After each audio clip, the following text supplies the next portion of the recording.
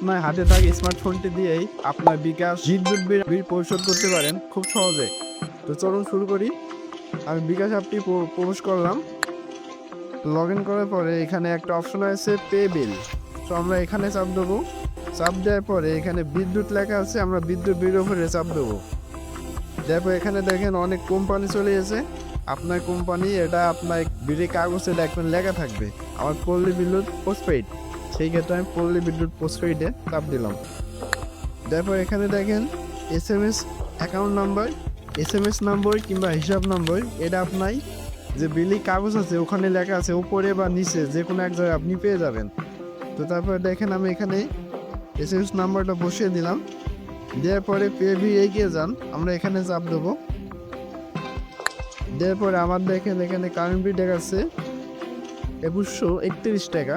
আমি আমার current bill আসলে দেখেছি, আমার মূলত এটাই কারেন্ট বিল 2131 টাকা। আপনি যখন কারেন্ট বিল দেবেন আপনার কারেন্ট বিল এবং বিকাশের কারেন্ট বিলটা ম্যাচ করে নেবেন যে ম্যাচ করে কিনা। যদি ম্যাচ করে তাহলে আপনি সামনে এগিয়ে যাবেন। তো তারপর বলছে আপনার পিনকোডটা দিতে। সো আপনি পিনকোডটা এখানে বসিয়ে দেবেন। এখানে যে এখন ট্যাপ করে ধরলে কিন্তু আপনার কারেন্ট বিলটা চলে যাবে। তো চলুন আমরা ট্যাপ করে ধরি। তো দেখতে পাচ্ছেন আমার কারেন্ট বিল কিন্তু চলে গিয়েছে।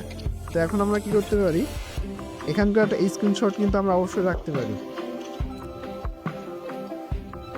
তো আজকের ভিডিও এই পর্যন্ত ছিল। ভালো লাগলে একটা লাইক কমেন্ট শেয়ার করে দিবেন।